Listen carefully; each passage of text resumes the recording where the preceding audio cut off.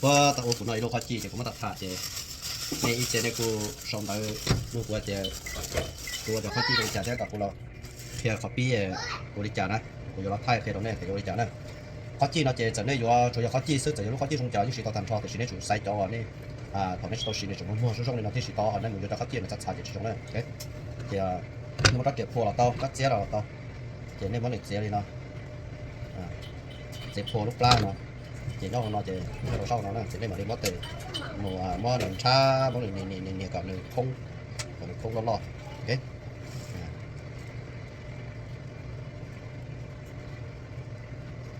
chỉ mà dùng theo cái sử dụng chỉ được xa xã hội thì đồ theo thế thì không nó nữa thế nó giờ chi nữa ok nó là phát chi cái chuyện là nó nên nhớ tìm mà nó là cũng một trò hỗn trồng là cũng một chi theo cái cũng một chi à cái lá seven này seven cũng một chi ok ô chỉ được rồi còn nó giờ còn có sọt rồi có đủ nó mà nếu mình chỉ can chế trở đó còn nó can chế trở nên xí là to nên chỉ xí là to cho nên nhiều cái như can chế liền nó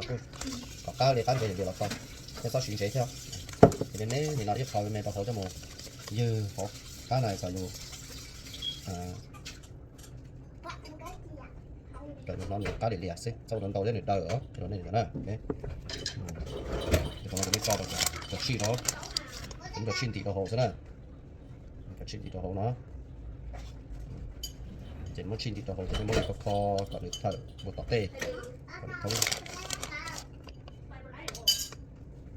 ok cho chỉ sao cho nó đầu thế á cho được dạng gì đầu thế nhắn tới nên nhỉ nên sát tên cả và cá cha nó nên sát cho chơi giả nó nên cho to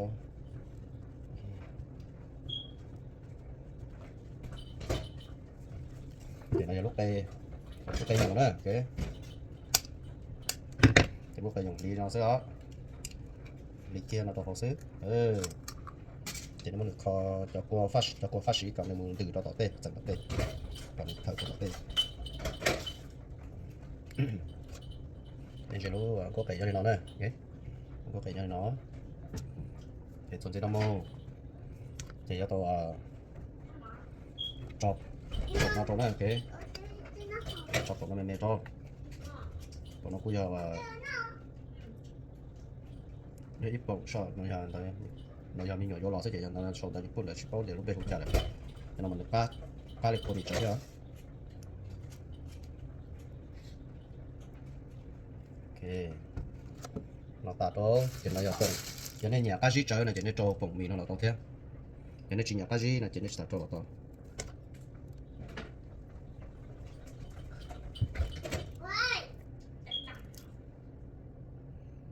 những chỉ nhận chơi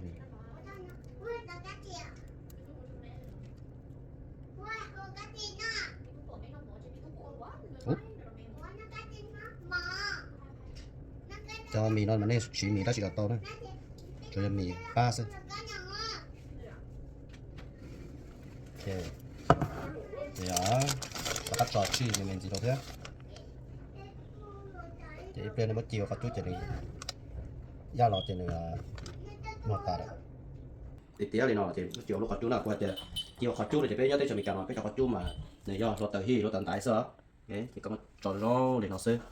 để thì cỡ cho thì các bạn nên ta lo tờ là thế nào thì tôi cũng cho các nhau lo tờ lo làm gì thì nó thì to sẽ tiền to sẽ đến nó bây giờ nè chỉ tao lo là bây giờ cho chi rồi tao có hai nên sẽ lo trên đường mua giá ta mua một đồ của nó nè thì của nó tôi phải sai nè sai pha đi trả nè trong một cái đó nên chỉ cũng tại kia đó tôi vẫn sẽ của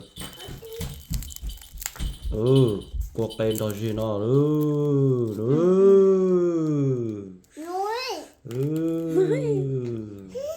cái gì cũng đi rồi wow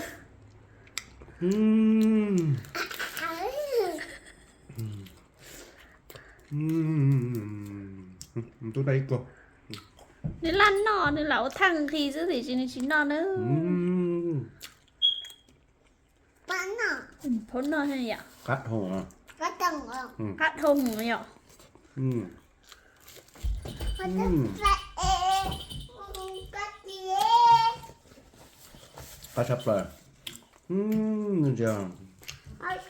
Cho giờ cho giờ cho. cho chim lồng giờ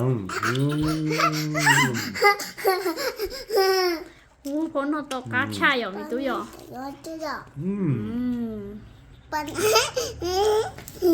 Ồ, phổ nó to cá chai rồi. mới tới nó tới rồi. Giờ mi túi chỉ đâu phổ nó thế à? Anh thích chụp bây Hả? Mi túi nhớ nãy thì bỏ mi túi hồ. thích chụp bộ. Bạn nó cách gì à? Phổ nó có chiều. Cô kia. Tái rồi nó không? để sai nó Kia. sao Ok. Cô kia. xin đi rồi